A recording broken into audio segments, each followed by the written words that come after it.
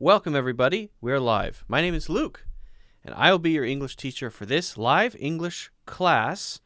And we're going to be talking about some interesting things today, including a really cool hack for your spoken English practice. Really cool, and you should definitely try it. Let's see, what else? Well, I'll be answering questions as usual. So if you have questions about stuff, then you are welcome to ask them, and I will do my best to answer as many questions as I can. Let me quickly update the thumbnail for the stream, and then we can get started. Yes. Hope everybody is having a good week, a week that has come to an end. Well, at the time of speaking. But, who knows when you're watching this. Some people like to watch these after they're live. I don't know why. If you want to watch these live, make sure you're subscribed. There isn't a super regular schedule right now, although either later this year or early next year there will be a regular schedule. That is the plan. But in the meantime, if you want to catch all the videos and live streams, or at least try to, or at least know when they post, then you can subscribe. Hitting the like button also helps tremendously. That is very helpful. And I would really appreciate if you could hit the like button.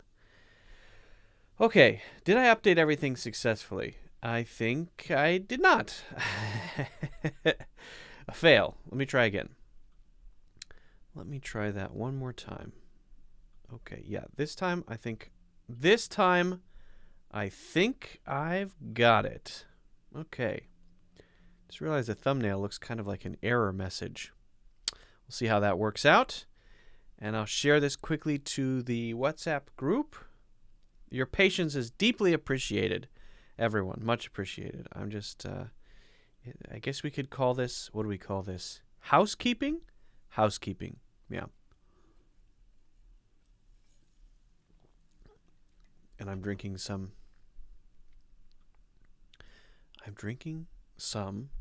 Coke Zero for some reason. Don't ask me why. I don't know why. All right.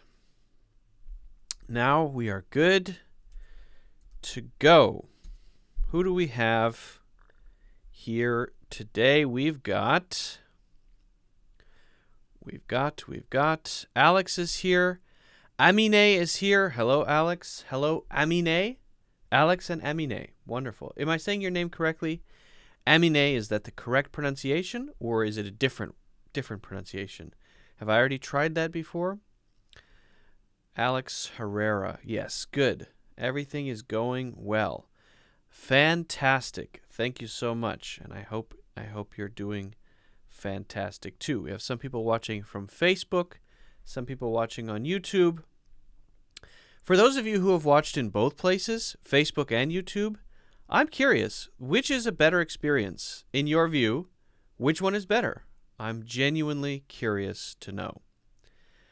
Okay, what else? Oh yeah, if you haven't already, hit the like button to help the channel. Very, very important for me. All right. Okay. Wow. Interesting. I don't know why. I shouldn't be Don't check your email during a live stream. I'm opening my email. Okay. Mary says, I wasn't asleep this time. I couldn't sleep. I don't know why. Hi, Luke. Hi, Mary. Sorry to hear you can't sleep. Maybe, are you thinking too much? Do you have too much going on in your mind? Sometimes when I can't sleep, then I just lay awake and don't sleep. I don't have a solution. I haven't figured it out. Although it doesn't happen very often to me. I usually sleep very well. I'm a pretty sound sleeper. Wafa. Greetings. Omoa. Hey. It's going very well. Thank you for joining. Thanks for joining, everybody. Much appreciated. How I can improve my listening. Any resources? Yeah, absolutely. FB is cool. FB. FB. FB. FB. Food bar? Hello from Morocco. Cool. I'd say Facebook is pretty much, I'm always on top of my notifications. Ah, okay. So maybe the notifications on Facebook are better? That's quite interesting. I'll be totally honest. I don't spend a lot of time on Facebook because, well, I don't know why I don't spend a lot of time on Facebook. I guess I don't really interact that often on Facebook, and so when I want to watch something, the first thing I think of is YouTube or maybe Netflix. And I don't really think of, oh yeah, I'm going to go to Facebook to watch some videos. But I know a lot of people do. So that's cool. I think that's cool. Everyone has their own preference, right? Hello from Azerbaijan, says Samire. Hello. Hello, hello. Samir or Samire, I'm not sure. Greetings, everybody. Good to have you here.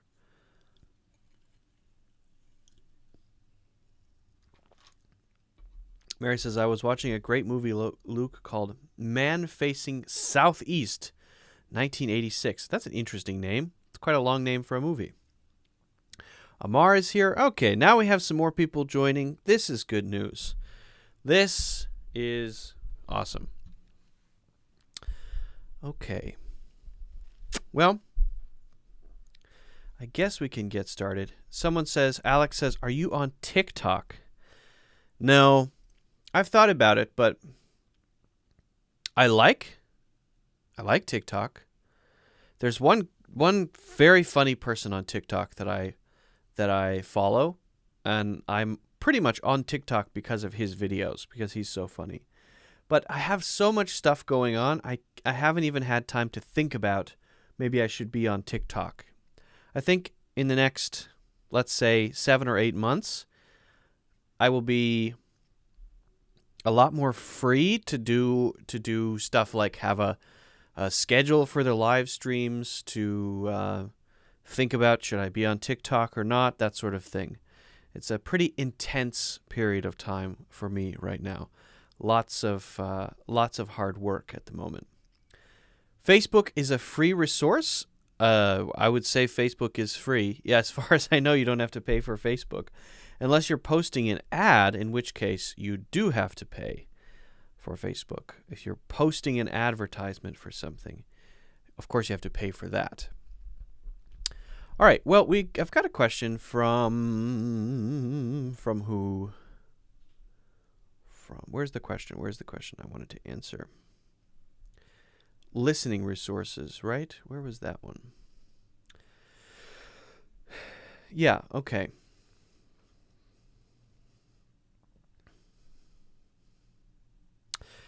So, Adore English, which is a cool name, Adore means love, says, how can I improve my listening?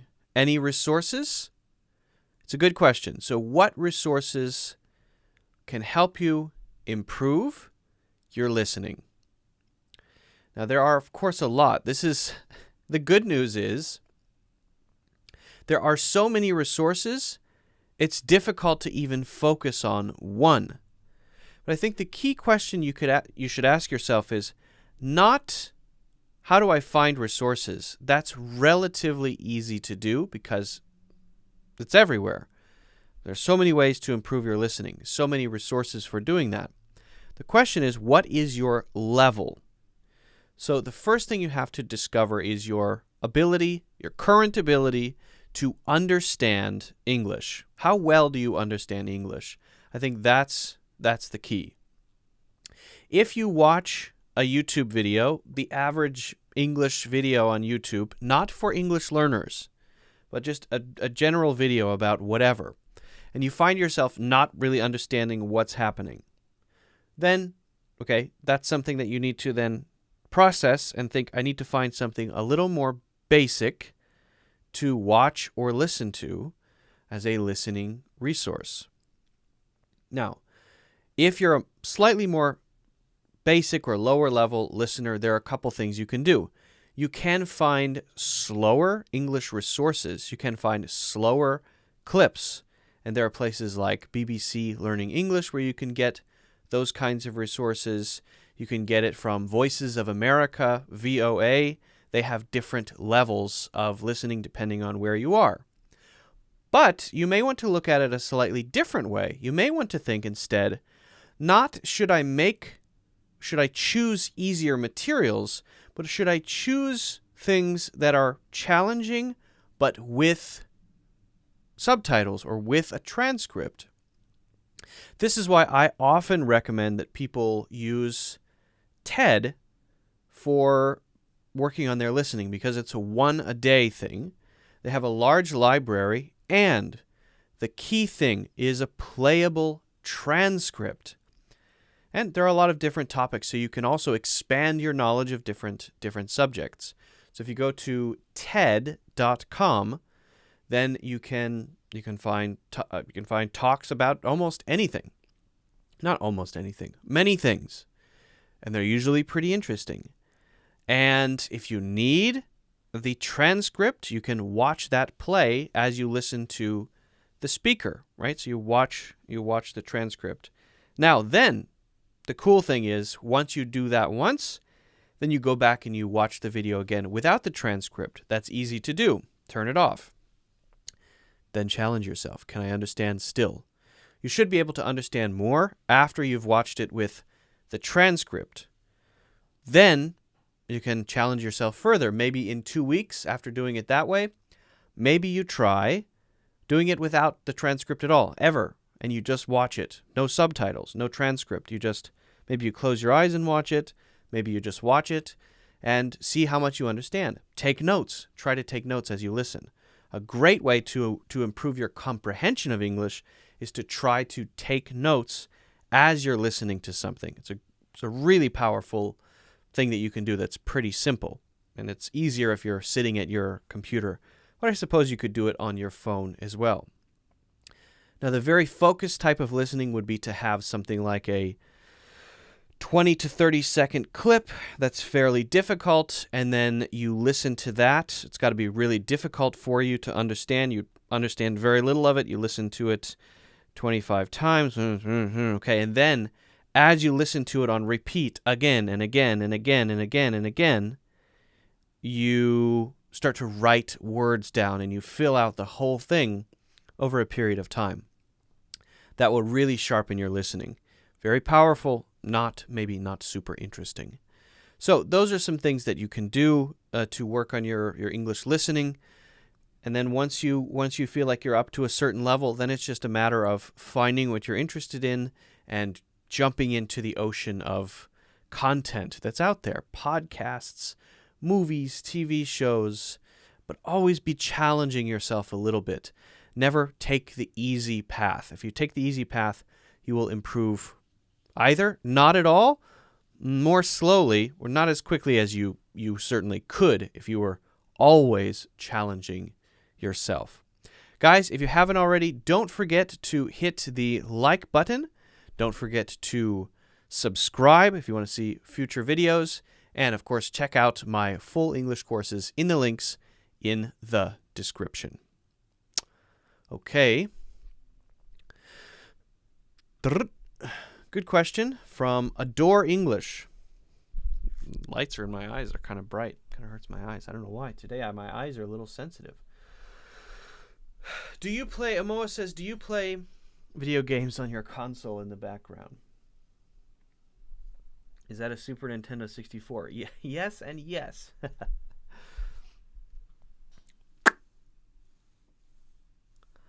Okay.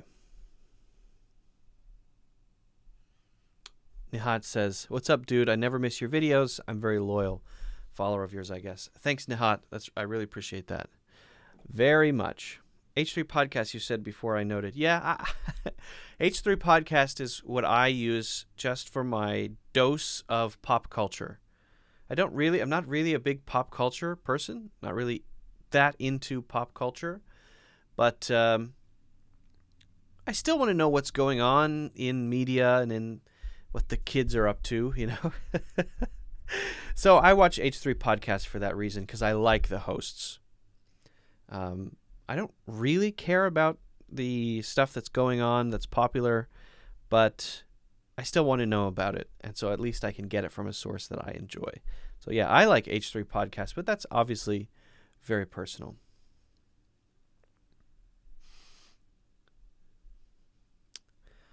Obviously very personal. Okay, I'm going to answer this one, I guess. I'm going to answer this one. So, Omoa says, do you play video games on the console in the background? Okay, you may be wondering, what's a console? So there are different kinds of video games. Different, we could say, platforms, formats. One of those is a console. A console is something that you plug into your TV, which has a controller. And you have maybe discs, cartridges if it's an older one, or downloads, right? So PlayStation 5 and Xbox and Nintendo GameCube, the original Super Nintendo, Nintendo 64, which is the one I have behind me. So that's called a console. And then the other ones would be PC games. We say PC games even if you play on a Mac, but a lot of people don't play games on a Mac. They play on a often custom-built PC. And then there are mobile games or mobile phone games. It's a very quickly growing type of game. A lot of people just play mobile games. For example, I often play Call of Duty mobile on my iPad. So what I do is I open it up, and then I have a controller. It's an Xbox controller, and then I can play, and the performance is amazing, and it's just like playing on a console. So I'm wondering if maybe mobile games are going to start eating up some of the market for console games, especially once phones, get up to that level. Playing on an iPad is just like playing on a TV. It's pretty amazing.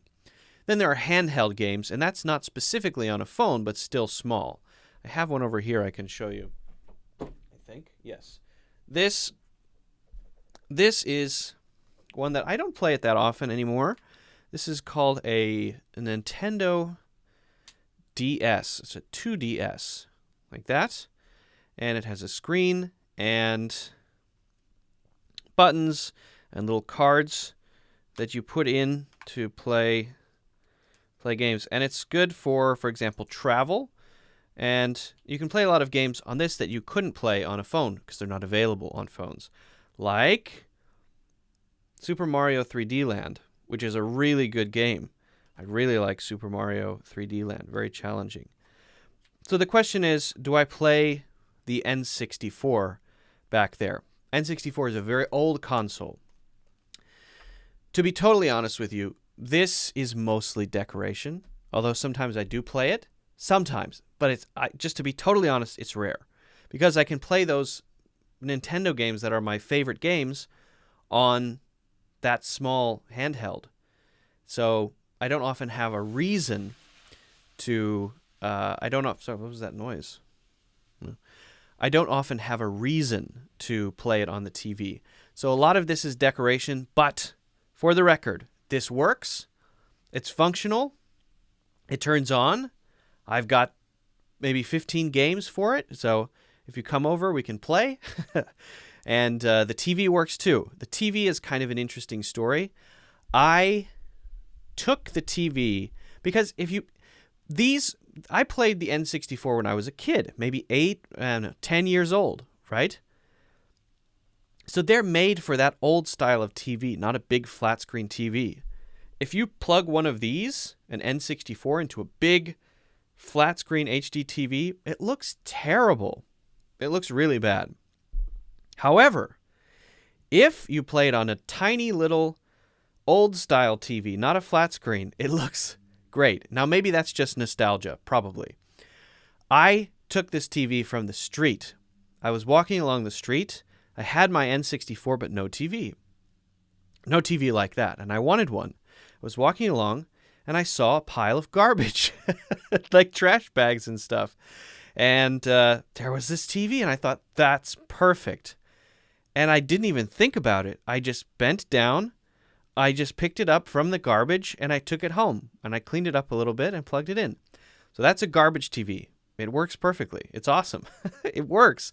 You can even put VHS tapes in there. If you have VHS tapes, you can play old movies on it. It's pretty cool. Anyway, that's the story with the thing that's behind me. If you have any other questions about the stuff behind me, like the books or the light or the pillows or anything else behind me, no, there's nothing else. Let me know. If you haven't already, don't forget to also hit the like button. Don't forget to subscribe, of course, and check out my full courses in the links in the description. Okay. It's not really an English-related question, so I apologize, but, YouTube has a question. Wow, YouTube is here? This is very, very meta. Hey, Luke, how can I practice my English if I have no people to speak English with? Hey, YouTube, listen here. I don't know why you're asking me this, because you're not even a person, but whatever. What I'm going to talk about today will help you with this. I'm going to talk about that, YouTube. Don't worry. Don't worry, YouTube. I've got you. I'm going to help you. TJ, hello. Cherry, talk about the TH sound. Sure, we can talk about the TH sound. Jocker Dark Knight says, I love your videos. Thanks, Jocker. Naomi's here. Naomi, hello.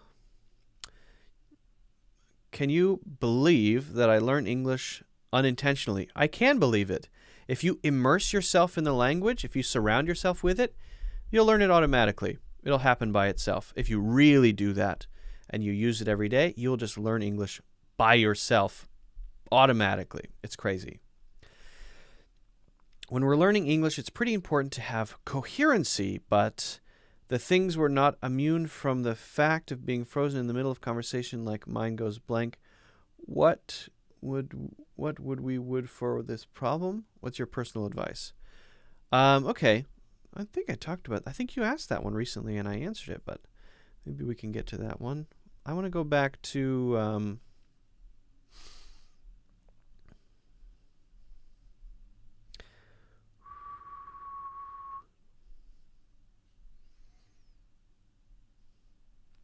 Naomi says, I miss you so much. Oh, why do you miss me so much? I've been around. Let's talk about the TH sound. Let's talk about the TH sound.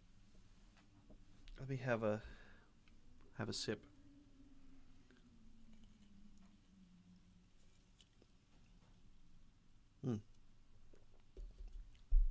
It's healthy, right?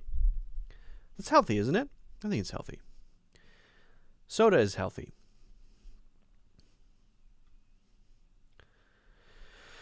Okay. So,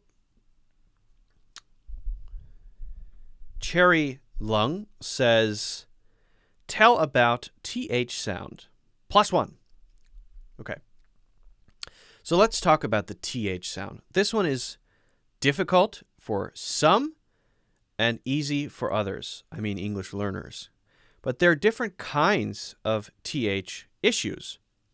For example, in China, the two common TH issues are saying the unvoiced TH as S and saying the voiced TH as Z. So, something, you hear that thing there? That's an unvoiced. There's no voice under it. But often the Chinese English pronunciation would go something like something. Something. Something. Okay, so it's just a matter of getting used to the feeling, then, of putting your tongue out between your teeth. If you don't put your tongue between your teeth, you can't make the TH sound. And air has to flow out. It can't be too hard. If you're biting your tongue off, it sounds odd. it's got to be very soft. You're not biting down too hard. It's very kind of flowing. The air is coming out. Okay? Now, the other issue for the Chinese English pronunciation of TH is the TH as a Z for a voice sound. For example, that. We're also putting the tongue between the teeth. That. The. Notice, again, it's very soft. It's very gentle. It's not... You're not biting your tongue off. If your tongue comes off and lands in your hand, it's too much. So you want to relax a little bit. And if you can only do it for half a second, it's not right. If it's correct, you should be able to continue it for a long time, like this.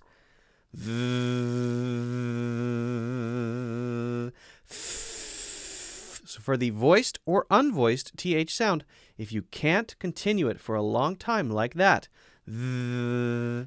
it's wrong. It's wrong. So work on that. Now, there are some other issues, not with the S and the Z mix-up, but with other dialects. For example, in some parts of the world, there's a really hard sound, like dig, d, this, and that's a D or a d, almost a D. It's close to a D sound. This. What's going on with this? This is another issue. This is where the tongue is pressed too far against the roof of the mouth, or the place where the roof of the mouth meets the teeth. So it's a tongue placement issue because it's in the wrong place. It's between the roof of the mouth and the teeth, right at that line, which is where we make the D sound. And it's also too hard. It's being pushed too much. This. That's not the TH sound. Bring the tongue out. Very soft, very gentle. This. Some people say dis. It's actually a D sound, but the more common one is the this. It's close, but the tongue is not far enough out. Okay, so that's another common issue. So there are quite a few ways to mispronounce the TH sound. The key thing is to focus on the right pronunciation. Pay attention to the placement of your tongue. Where is my tongue exactly? It's not something we always think about, right? To be aware of where your tongue is and what you're doing. But if you just pay attention, just sit there and feel your tongue in your mouth. Oh, there it is. If you just do that, you'll start to notice that, oh, I remember Luke said it has to be out and between the teeth and gentle. And if it's gentle, it sounds right. If it's anywhere else, it sounds wrong. So it's pretty simple. You just have to develop that awareness. So one more time, that's something and this. Very gentle for both of those. This is a good question. Thank you very much, Cherry. If you guys haven't already, don't forget to hit the like button. Don't forget to subscribe. And also, check out my full courses on sale in the links in the description. Okay.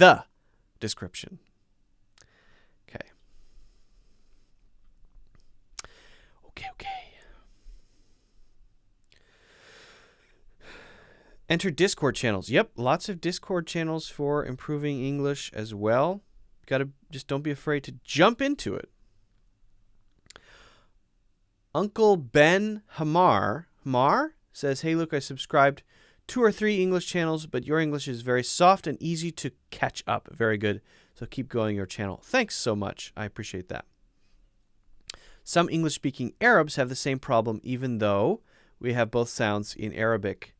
It grinds my gears. If you don't know what grinds my gears means, it means annoys me, irritates me. Ooh, that really grinds my gears.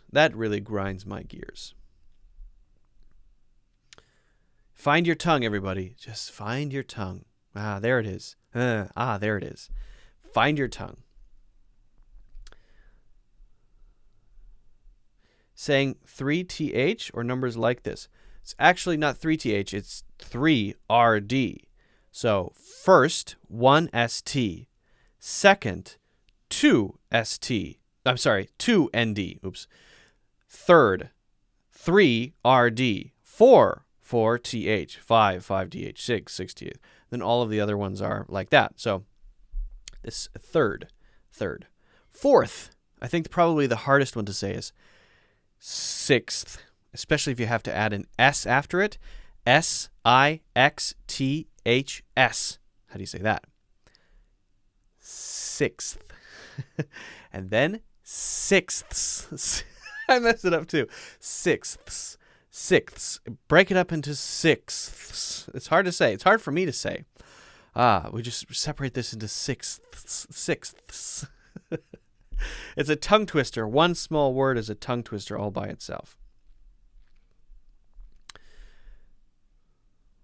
Okay.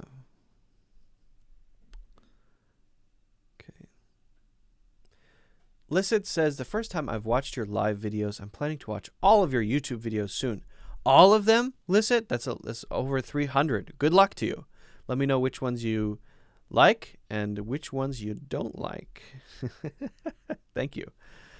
Thank you very much. Hello, Andy in New Zealand. Okay. Before I answer more questions, I will answer more questions, but before I do that, I have something I want to talk about. I really want to share. Okay? So, let's talk about what I want to talk about first, okay? Can we do that? Is that okay? Is that okay with you guys? I hope so. Satish says hi from the first time live on your videos from India. Oh, hello. Hello. Patricio says, hi, I like you, Luke. That's nice. It's like you're always in a good mood. It's fake.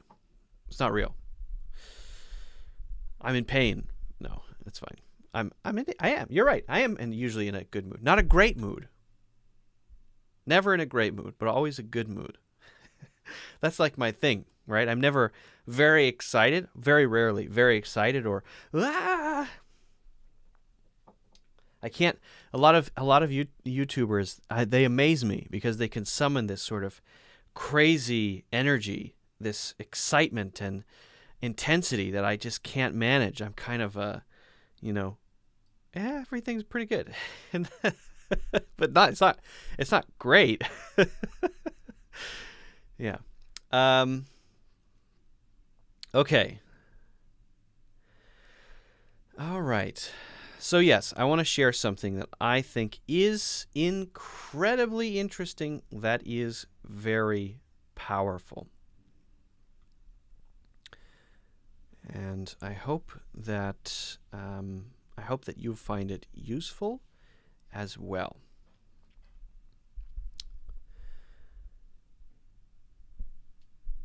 Hold on a second. Let me pull this up on my computer.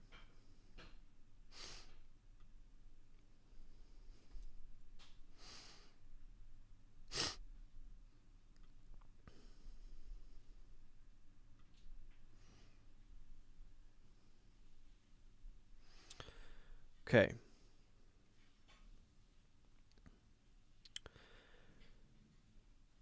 So, when it comes to improving your spoken English, one of the biggest challenges is getting feedback, right? And of course, you can record yourself talking by yourself. You can listen back to the recording, take notes. That's great. You should do that. But there's another thing you can do at the same time. If you want to improve your spoken English, you need feedback. One way to get feedback is something I'd like to show you now, a free way to practice. Now, you have to have two important pieces together. This requires two pieces. Number one, there is voice dictation, and number two, there is Grammarly. Now, if you don't already use Grammarly, you probably already should be using it, but if you don't already use it for writing, start.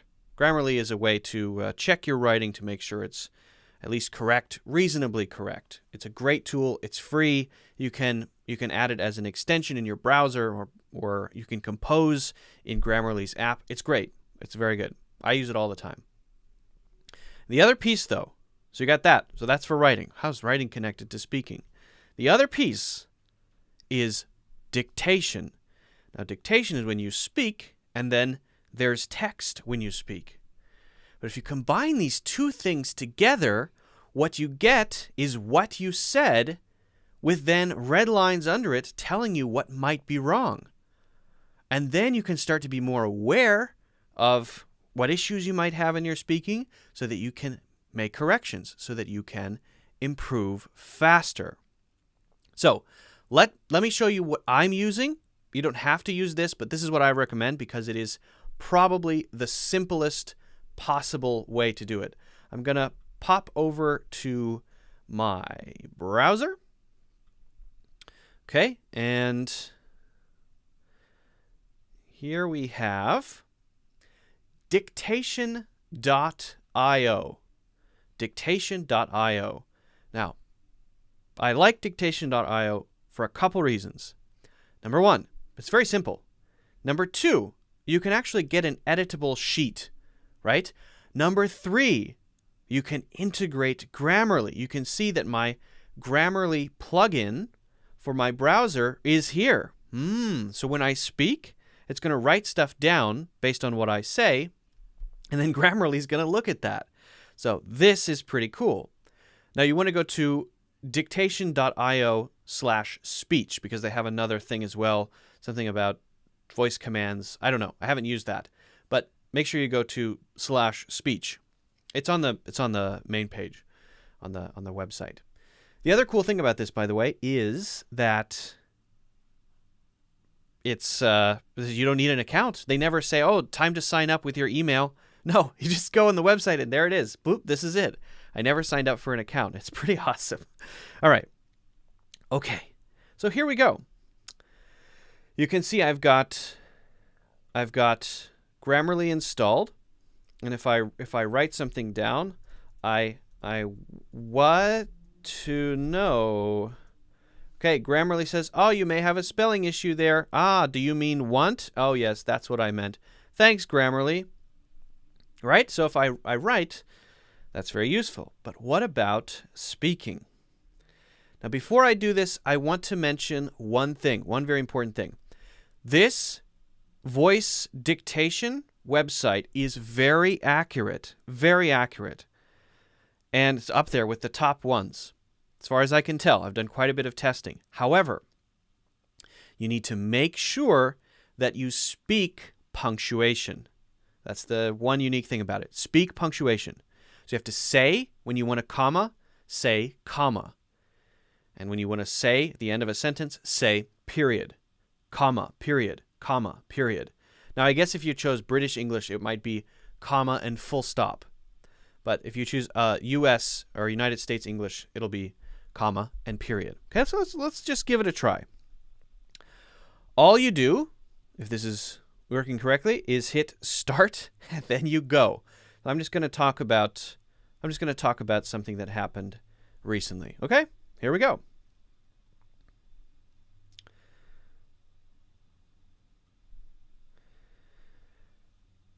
I have an event that I need to attend every Saturday. Wait, is this not showing up on my...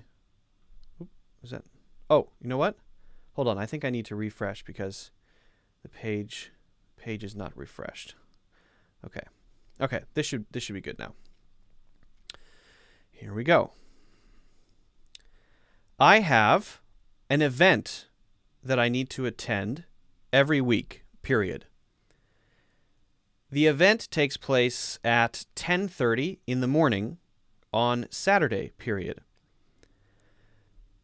Recently, I've been late a few times, comma, and that is not something that I want to do regularly, period. So, comma, I decided to start leaving earlier, period.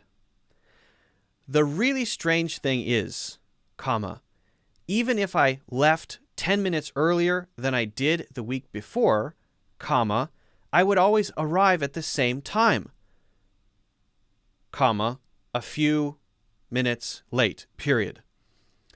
This is a very strange phenomenon that I can't quite understand, period. Why is it that no matter how early I leave for my Saturday event, comma, I'm always a few minutes late, period. Maybe if I leave the day before, comma, I'll be able to get there on time, period. All right. Stop. Oh, it said all right. Here we go. So let's take a look at what I got. And by the way, I was just speaking spontaneously. I was not reading anything. I was just talking about something that happened recently. Okay, so let's just accept Grammarly's corrections. By the way, I didn't tell it to put a space there, so hey, that's not my fault.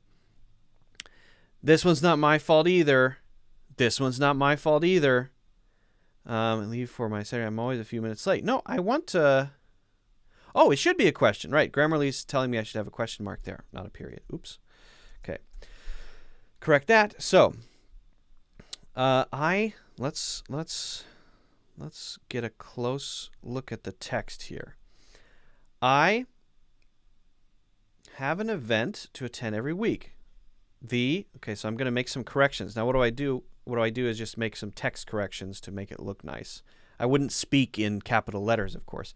The event takes place at 10:30 in the morning on Saturday. Yes. Recently, I should capitalize that. Recently, I've been late a few times. And that is not something I want to do regularly, comma. So, comma, I decided to start leaving earlier.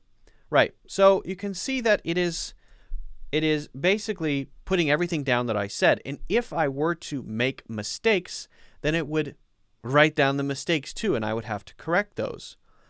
And then Grammarly is going to point out some issues. So let's try making a mistake. Let's see if we can make a mistake.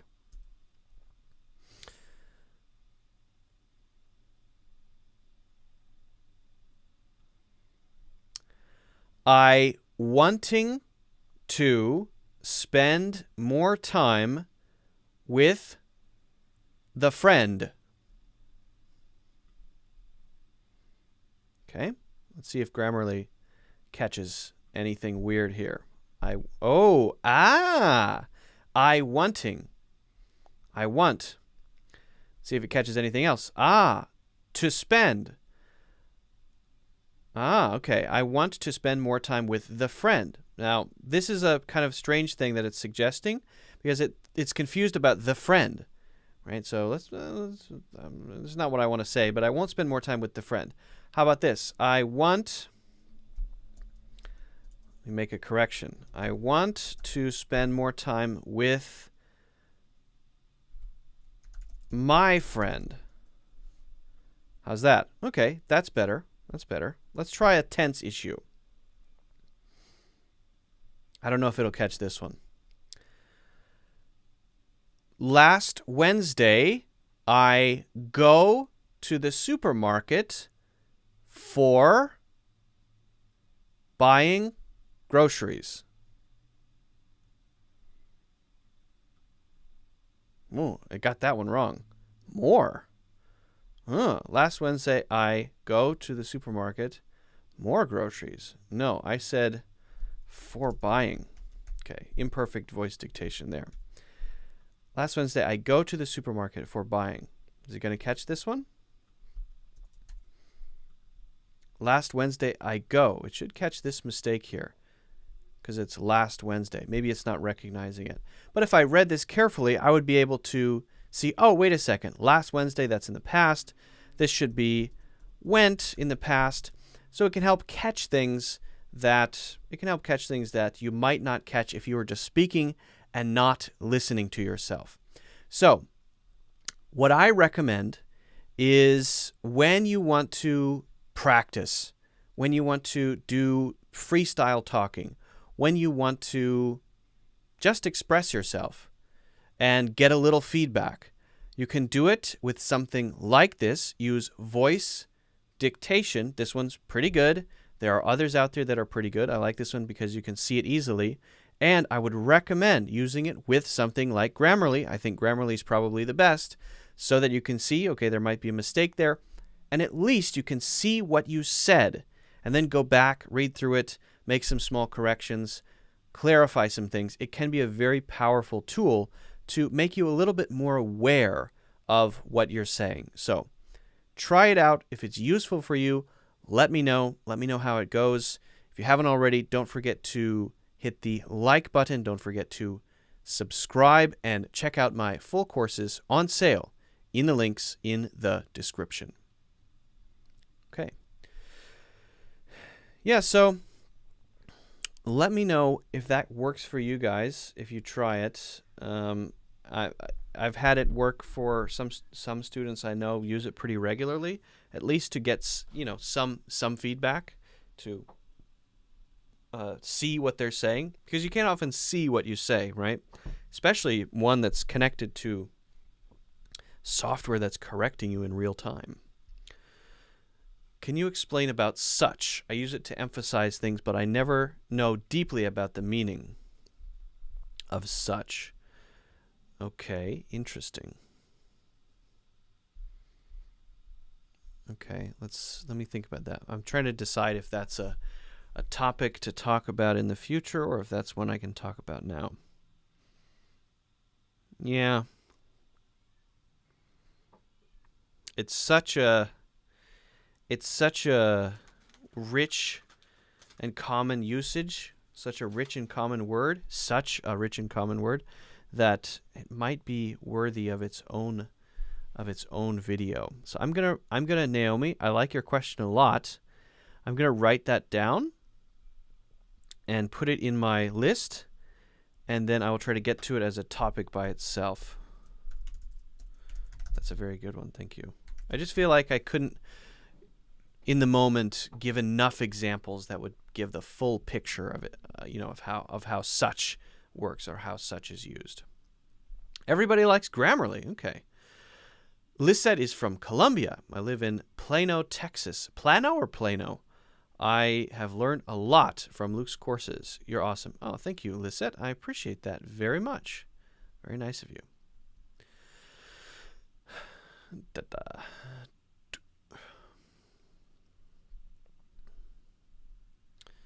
Okay, I feel like I missed a good question up there. Yeah, you use Grammarly by itself. I use Grammarly pretty much every day, honestly. I use it a lot.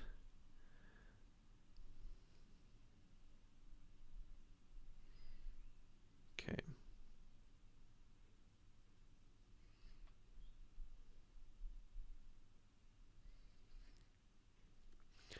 So Lisette says, Luke, how many times a week do you do live streams, and what days and times? This is a common complaint that people have. And it's very reasonable. It's a very reasonable complaint. I don't have a regular time. I wish I did. I don't have a regular day. I wish I did.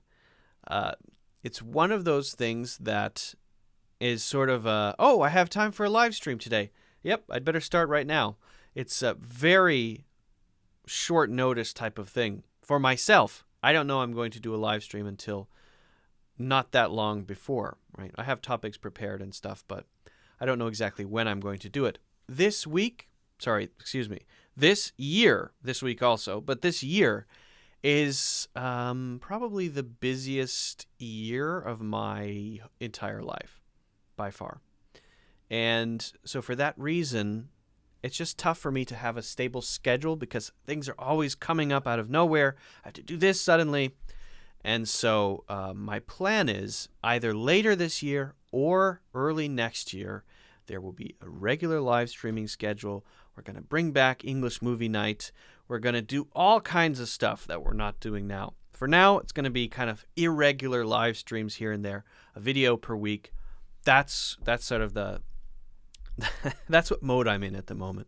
But I will get there. My goal, my very sincere and earnest goal, is to start posting 2 videos per week, and to start doing between 2 to 3 scheduled live sessions or classes or lessons per week. That's the goal. That's my plan. That's what I want to do. It's just a matter of having a stable enough situation to be able to do that. And I have to be honest with myself. If I tried to do it now, it would be a lie. So I don't want to be misleading.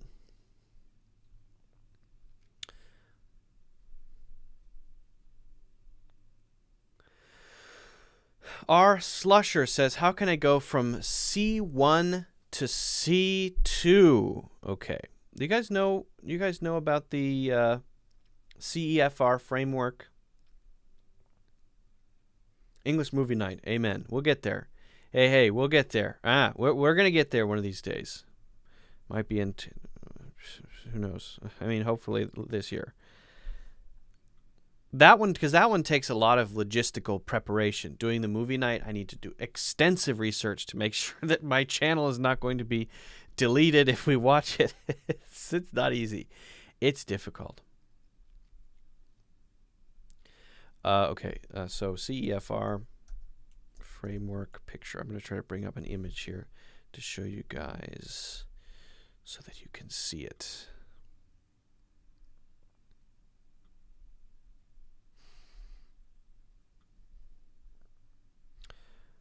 Okay, this one's pretty good. This one's pretty good. I want it to be big enough so that it kind of fills the screen at least. All right.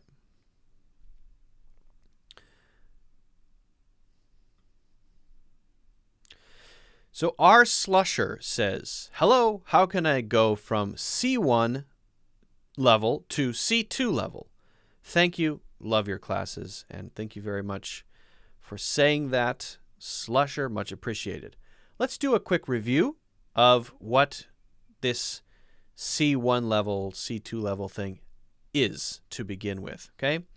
So what I want to do is share with you an image. I'm going to show you a picture, and that will at least give you a sense for what the CEFR framework is and what R. Slusher means when he or she says C1, C2. So if you're a beginner, you're A1. Absolute beginner. If you know a few more words, you can speak a little bit, you're A2. You get to the middle level, you can have basic conversations, you can put ideas and thoughts together. B1, you can say a little more, you can have a full conversation. You might make a lot of mistakes, but it's a complete conversation. You can talk about quite a few different topics with people. You don't have an issue with not understanding vocabulary. Getting up there to pretty good English, right? That's B2. C1 then is, good English. A lot of vocabulary, using that vocabulary very well. Very good comprehension, understanding of the English language, the ability to speak continuously without making many mistakes at all, using idioms and phrases. That would be C1. C2 then is essentially what we can use to say perfectly proficient. That means you essentially make as many mistakes as a native English speaker makes. I make mistakes, so everybody makes mistakes. You make the average number of mistakes, but you have a full command over the language. You know most of the words and phrases that you need. Apologize for the siren going by. It's someone who's a B1, and it's a B1 emergency. And they're being rushed to the B2 emergency room. So that is a very difficult level to achieve because it's not only learning words and phrases, it's not only learning confidence and being able to have conversations. It's much more than that.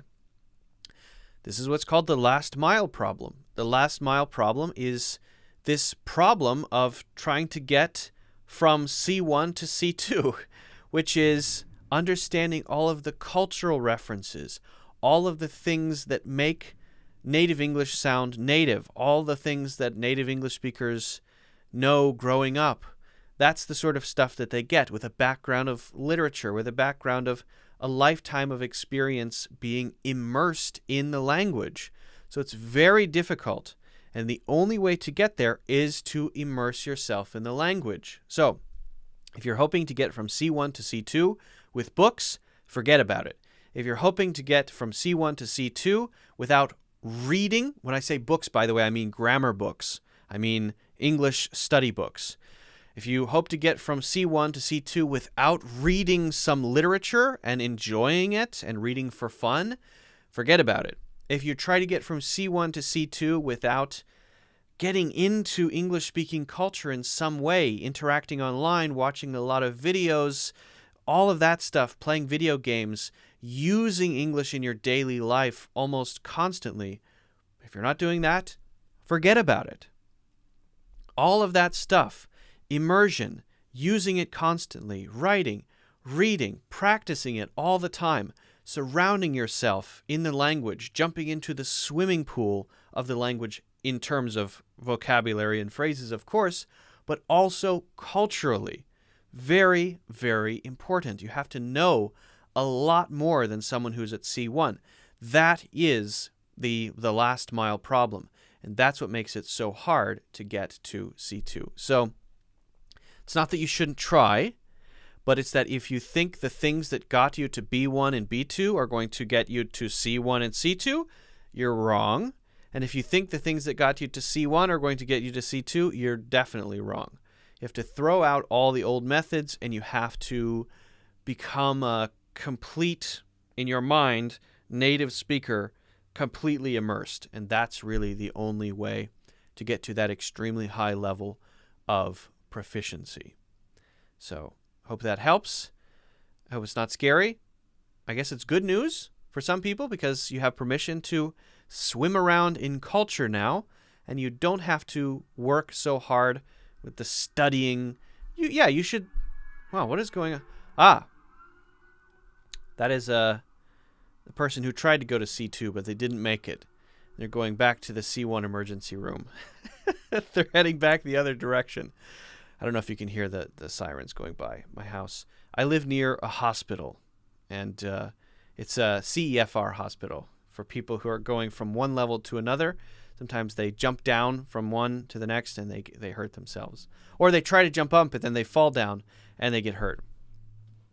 So I hope that helps. Swim around in the language, immerse yourself in it, and you will absolutely improve. It's hard work, but if you learn to enjoy it and you enjoy surrounding yourself in the language, that all the better. You will improve more naturally without thinking about it, without thinking of it as a sort of an academic subject, a thing that you have to study like it's a subject in school. Guys, if you haven't already, don't forget to hit the like button. As usual, of course, support the channel. If you want to see future videos, make sure you subscribe and check out my full courses in the links in the description. Okay. About to hit 100,000 students in the courses. I think that's very exciting personally. 100,000 students. That's amazing. Ryan is the one being taken to the C1 hospital by the CEFR ambulance. How unfortunate. Sorry to hear it, Ryan. Very sad. Sad news. Hope you recover. Hope you recover quickly. Hope the doctors are good. Tragic. Really tragic. One of my friends told me, suggest me English teacher on YouTube. I said, look, I know a great one, but I'm not sure you can get his attention. You have to be prepared beforehand. You can't just open his live and ask a question out of nowhere without thinking. He's a great teacher. His name is Luke Pretty. She said she'll start by watching his short videos. Oh, thank you. Thank you, Mary.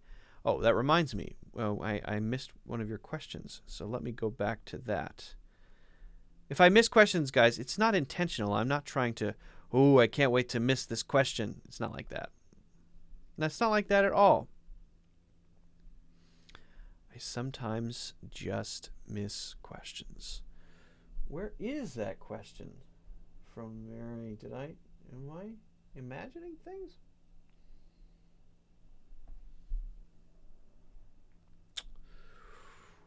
Oh, there it is. Thanks for the reminder. Whoa, that's a big one. Yo. It's huge. What's up with the noises today? I'm just all kinds of background noises, helicopters, ambulances. What is happening today? What is going on?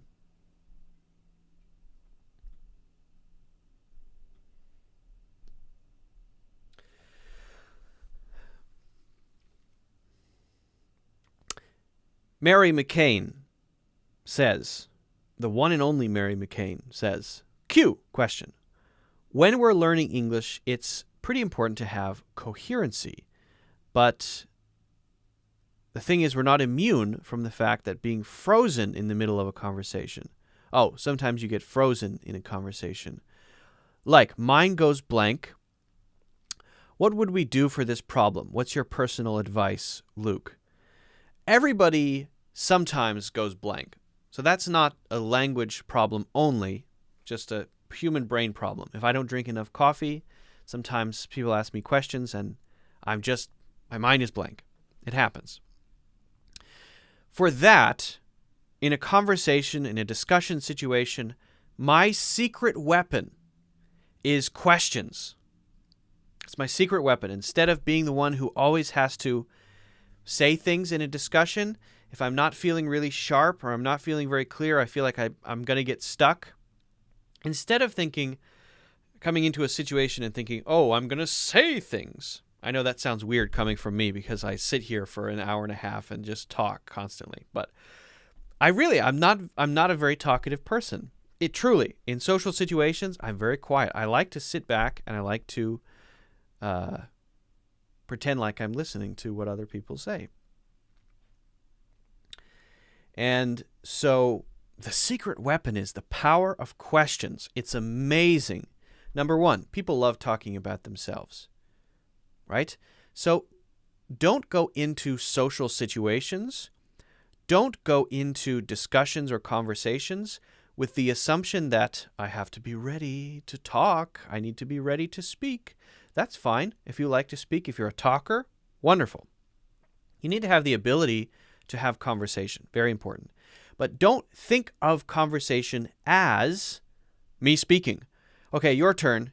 Now my turn. Now your turn. Now my turn. Now your turn. Now my turn. Conversation over. Very nice to meet you. See you next time.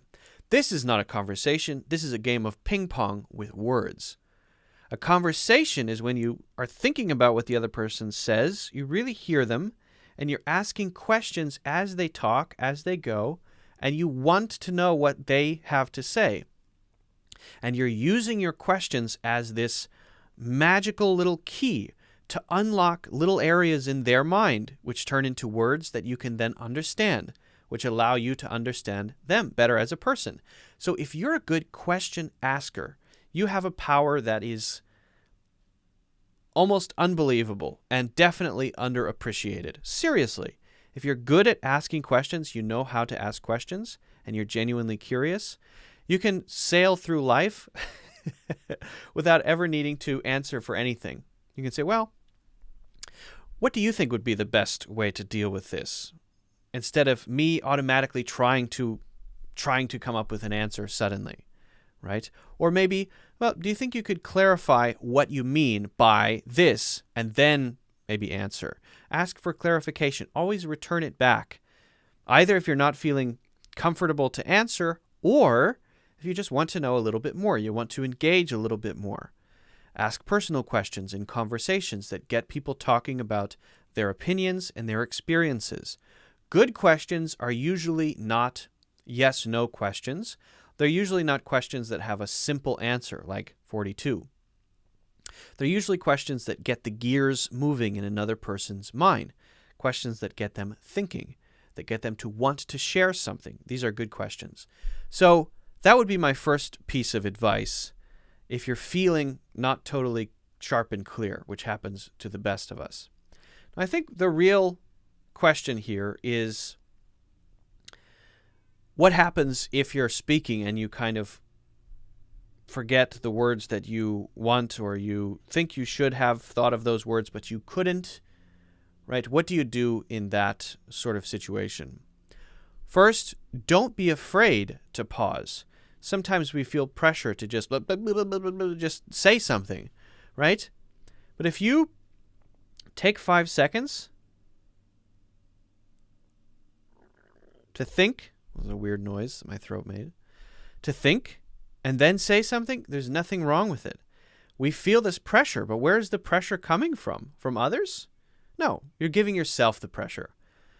If you watch good speakers, they pause all the time. They're not afraid to stop and think. So don't be afraid to stop. The power of the pause. The power of the question, the power of the pause. Stop, consider, and then answer. Find the right word, whatever you need to do. So that's one. Powerful tool, silence. Thinking. Good. Now, what about just not quite having the words together that you need to express yourself in general? Well, this is when it comes down to skill. So this is something that you can practice. This is what I've often recommended. When you want to improve this ability to use the vocabulary that you already know, all you do is practice doing just that. Practice using the vocabulary that you already know. Give yourself a word or a question, sit down, turn on your phone camera, sit down in front of your, just like that, turn it on, facing yourself, take a video, and record yourself talking for 2.5 minutes. Maybe do it like I've talked about before with voice dictation, and then have something like Grammarly that checks it for you. Great. But practice it, and you'll find that as you do that, the words that you need will come to you faster. If you're not practiced, if you're not really working at that, then when you need to speak, it kind of isn't a surprise that you're not very comfortable doing that, right? Think about the answer to this question. I'm just answering this question in the moment, right? But if I hadn't practiced being able to answer questions in the moment, then it might be hard to know what I want to say. But I know what I want to say. I know what I want to say because I've done this kind of thing a lot. I do this sort of thing all the time. So it's just kind of there. It's just in my head. But that's just because of practice. That's just because I practiced a lot. So we sometimes think of being frozen as, oh, that's just something about me. That's just how I am. What kind of person are you? Well, I like coconut cream pie, and I like coffee, and I had coconut cream pie for dessert. Very delicious. And I like coffee, and I'm the type of person who gets stuck when he is expressing his opinions. No, those are not equivalent. I like coffee, and I'm working on a skill that is at this place right now, but in 2 months will be here. Some things are not just things about you. Some are things that, if you want to, you can improve, you can change over time. People often see their current state as just what they are. This is just what I am. It's who I am. I think that's ridiculous. Some things are like that. I think some things are just true about you. Most things are not. Most things are things that change over time. Maybe I won't like coffee someday. That's unlikely. I probably will. But the point that I want to get across is that you can't expect to be good at anything if you don't do it a lot and practice it a lot. And being able to put your words together in the moment in a conversation is a skill, just like anything else, just like being good at tennis or rollerblading or baking. It's just a skill, and it's a learnable skill. It's a practicable skill. So I hope that answers your question, Mary McCain. If you guys haven't already done so, make sure you hit the like button, of course, much appreciated. Don't forget to subscribe and check out my full courses in the links in the description. Okay. Right. I hope that answers your question. Leandro, I am not a professor. I am just a guy on YouTube or Facebook, wherever you're watching. Sure thing, Mary. I hope I answered your question. And ask a bunch of long questions and let the guy explain it for about a day, then enjoy and listen. Yep, that works.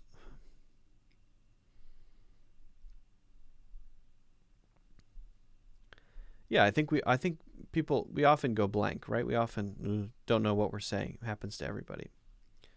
What part of New York City do you live? I live at the moment in Queens. I live in Queens.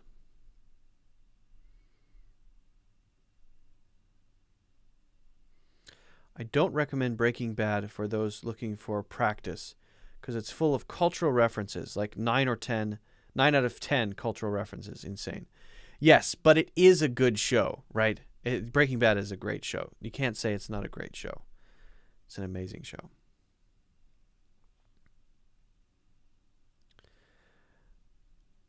You have a question about being multilingual. Okay, what is your question about being multilingual? Think we can do one more question? Yeah.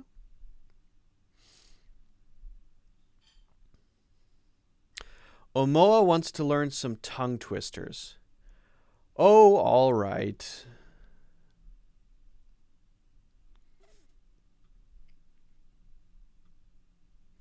Can I put these up on the screen? Hold on. I've got a list of tongue twisters.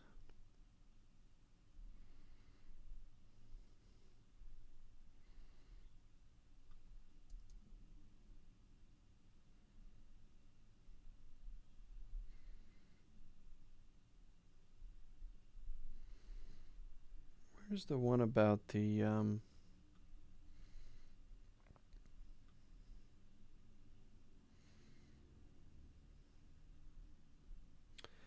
I've got a course coming out pretty soon, and I made my own tongue twisters. I'm quite proud of them.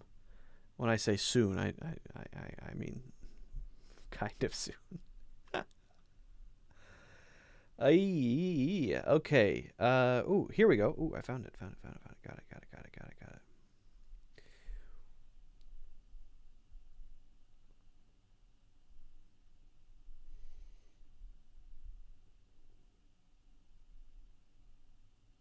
Oh, this is the one. This one's tough. This one is insane. All right, can I put up some text here? Let me do that.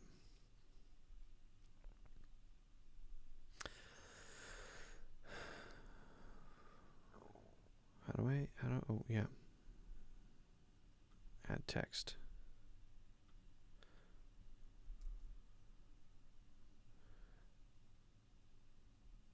And I want the text. Thanks for being patient, guys. Give me 1 sec.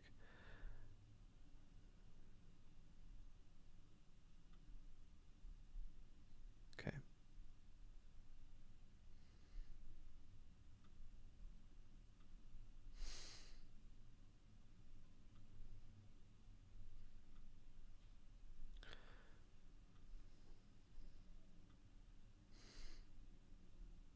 Okay, we'll do that one. If you want to think about these as I put these up, go for it. Practice these on your own.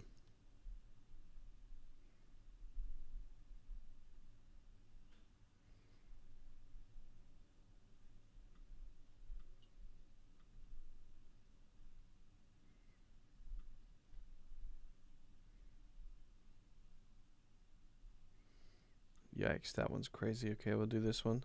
This one's also a little long. Okay, I know you guys are just sitting here watching me do this, but I want to find some good ones.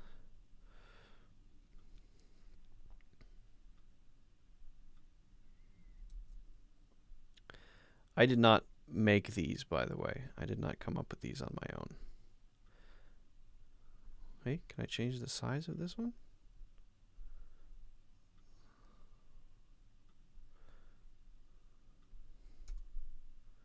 No. Oh, I can't change the size of this one. That's weird. Oh, there we go. There we go. Make it bigger. 18? Okay. Okay, and we'll talk about that one.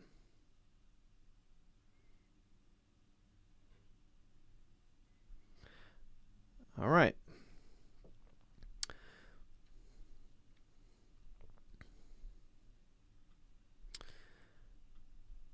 Omoa says, Luke, would you teach us some tongue twisters? There are a lot of tongue twisters. I've got a gigantic list of tongue twisters, but we'll just talk about two. One of them I've practiced, the other one not really.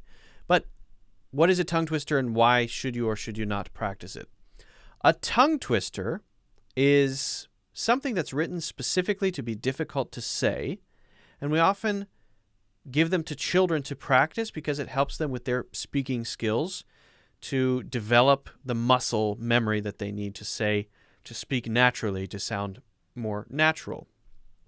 It's a great tool to practice pronunciation.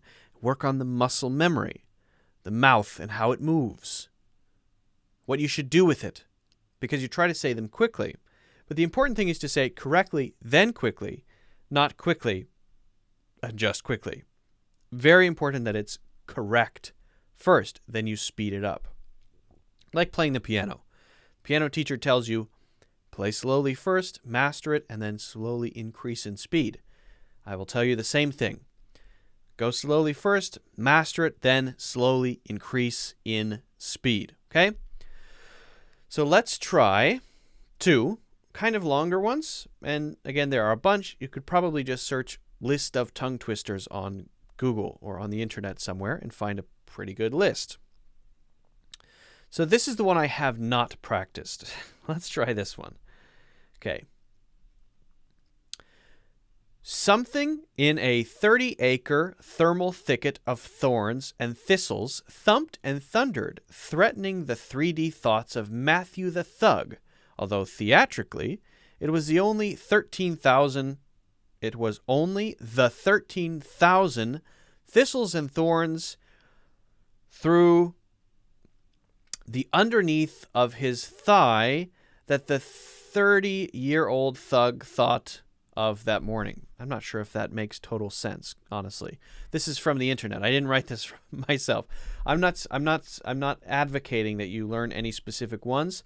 Usually, though, a tongue twister will be useful not for its meaning. It's kind of irrelevant. It's not the point at all, but for the sounds that you have to do and practice quickly, right? So this one is obviously focusing on the S sound and the TH sound. And we're going to look at one after this that focuses on something slightly different, okay? So let me try this a little faster. Something in a 30-acre thermal thicket of thorns and thistles thumped and thundered, threatening the 3D thoughts of Matthew the Thug, although theatrically it was only the 13,000 thistles and thorns through the underneath of his thigh that the 30-year-old thug thought of that morning. Okay. And if we keep practicing it, it can get faster and faster. That one's okay. The classic ones are Peter Piper picked a peck of pickled peppers. If Peter Piper picked a peck of pickled peppers, how many pickled peppers did Peter Piper pick? Peter Piper picked a peck of pickled peppers. Peter Piper picked a peck of pickled peppers. You got to practice that again and again. Peter Piper picked a peck of pickled peppers. If Peter Piper picked a peck of pickled peppers, how many pickled peppers did Peter Piper pick? How many pickled peppers did Peter Piper pick? How many pickled pepper? How many? I'm not following my own rules. How many pickled peppers did Peter Piper pick? Peter Piper picked a peck of pickled peppers. A peck of pickled peppers Peter Piper picked. If Peter Piper picked a peck of pickled peppers, how many pickled peppers did Peter Piper pick? Ah, okay, got it. Perfect. Nailed it. Yes. And then there's the other one. She sells seashells by the seashore. She sells seashells by the seashore. She sells seashells by the seashore. She sells seashells by the seashore. She sells seashells by the seashore. Good to practice the SSH sound. And then the other one that's classic is, I don't even know if it's a tongue twister. It's kind of a poem. The poem goes, how does it go? How much wood could a woodchuck chuck if a woodchuck could chuck wood? How much wood could a woodchuck chuck if a woodchuck could chuck wood? How much wood could a woodchuck chuck if a woodchuck could chuck wood? My dad made a sort of nonsense poem that I memorized when I was a little kid. It's unique to him. And it's not really a tongue twister, but it helped me with, I think, my language skills as a kid because I memorized it and practiced it over and over. It goes, Zing zing omnibright imio kipperkite, slept the patty head with tabloid sleppers, and he and she did nubber to it, poundo natters up the ziffle. It makes no sense. It's total nonsense. And you practice it, and sort of a thing that me and my brothers used to practice that my dad made up. Zing zing omnibright imio kipperkite, slept the patty head with tabloid sleppers, and he and she did nubber to it, poundo natters up the ziffle. Okay. Let's try this one. I'm just going to try this one. I've practiced this one a little bit in the past, so we'll see how this goes. Through 3 cheese trees, 3 free fleas flew. While these fleas flew, freezy, let's go a little slower the first time, then I'll do it again. Through 3 cheese trees, 3 free fleas flew. While these fleas flew, Freezy Breeze blew. Freezy Breeze made these 3 trees freeze. Freezy trees made these trees cheese freeze. That's what made these 3 free fleas sneeze. My God, this one is tough. This one's so hard. Let's increase the speed slightly. Through 3 cheese trees, let me try that again. Through 3 cheese trees, 3 free fleas flew. While these fleas flew, Freezy Breeze blew. Freezy Breeze made these 3 trees freeze. Freezy trees made these trees cheese freeze. That's what made these 3 free fleas sneeze. Oh man, that's a tough one. That is a tough one. So if you want, you can practice tongue twisters. It is not a bad way to work on the muscle memory connected to the English language. Being able to speak means not having to think about pronunciation. You shouldn't be thinking about pronunciation. It has to be all muscle memory. And tongue twisters are a great way to develop that muscle memory. Okay, so it's a good question. Thank you, Omoa. If you guys haven't already done so, don't forget to hit the like button. Don't forget to subscribe, and also check out my full courses on sale in the links in the description. Okay.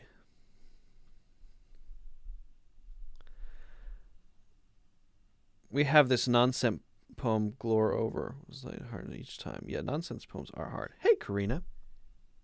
Karina's here.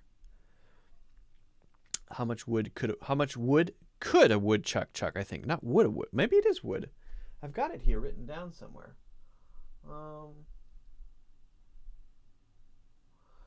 It's could. How much wood could a woodchuck chuck? Huh? This one's slightly different. How much wood could chuck wood? Oh, that's a different one. They made a variation. I don't like that. I'm pretty sure it's could though. Pretty sure. Wise you are, wise you be. I see you are, wise for me. Okay, that's an interesting one. I'm just reading from my list. Minnie, I can't do it. It's not possible.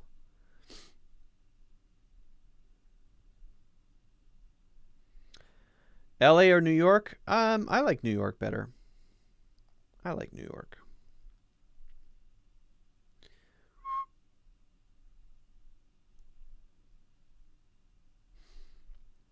Okay. Is it expensive to live in New York as an international student? Okay. This is a good question. I'm going to answer Ryan's question, or Ryan, is that right? And then we're going to call it a day. Last question of the day. Ryan says, is it expensive to live in New York City as an international student? And the answer is yes, yes, yes, yes. Yes. And yes. It's expensive to live in New York City no matter who you are. Yeah, if you go to a university, it's probably going to be very expensive. I think NYU is one of the most expensive universities in the United States and maybe the world. I think the tuition is something like $55,000 per year or more. So that's very expensive. I think, don't quote me on that, but I think it's something like that. And living expenses, rent is very expensive throughout the city. If you rent, for example, a 1-bedroom apartment in Manhattan, if it's in an okay area, you might pay $4,000 per month for that 1-bedroom apartment. Maybe $5,000. Very expensive. Even where I live in Queens, which is farther from Manhattan, in New York City, it's still pretty expensive to rent. Food is expensive as well. It's not way more expensive than other places in the country, but still, yeah, fairly expensive to go to a restaurant. Maybe lunch for one would be anywhere between $14 and $40 for one person. Something like that, on average, I would say. So yeah, that's pretty expensive. Then you have to pay the waiter the tip, for example, 20%. You might have to pay them that. And then if you order food, you have to pay the tip for that. And then sales tax is, I believe, 8.8%. So on every single purchase you make, you need to pay 8.8%. Expensive? Yes, of course. So the answer to is New York City expensive is yes. For students, for non-students, for me, for everyone. It's expensive. It's a very expensive place to live. And you have to, make sure that you're able to pay for those, to cover those expenses. Some things are fine. Some things are, groceries from the supermarket is not a ridiculously high, not unusual for the rest of the country. Gas prices are, I guess, the same everywhere. But California, especially Los Angeles, San Francisco, New York, these cities are very expensive to live. So, yeah, I hope that answers your question. A lot of people right now are, in fact, leaving New York City. A lot of residents are leaving because they're thinking, wait a second, I can work online now because of COVID. Maybe that will continue, so I guess I can just do that forever. And so a lot of people are leaving, and that's causing a lot of open places in the market, especially the office space. There's a lot of office space that's now becoming available, and I'm not sure if people know what to do with all of it. So it's interesting. The COVID thing has changed a lot of stuff in New York City, for sure. Guys, if you haven't already, don't forget to hit the like button. Don't forget to subscribe, of course, to support the channel, to check out further videos. I posted a video this morning, so you can check that out if you haven't already. Also, check out my full courses in the link in the description. Okay. Hey, Art is here. As a native, do you have any problems using such words as conscience, conscientiousness, and consciousness? No. I personally don't. Holy moly is right. All right. Everybody, let's call it a day. Thank you so much for the great questions. If I didn't get to your question, I apologize. We'll be always doing more, but I can't promise exactly when. But if you're subscribed, you can see when those happen. And I would hope that you join and ask questions. I really appreciate it.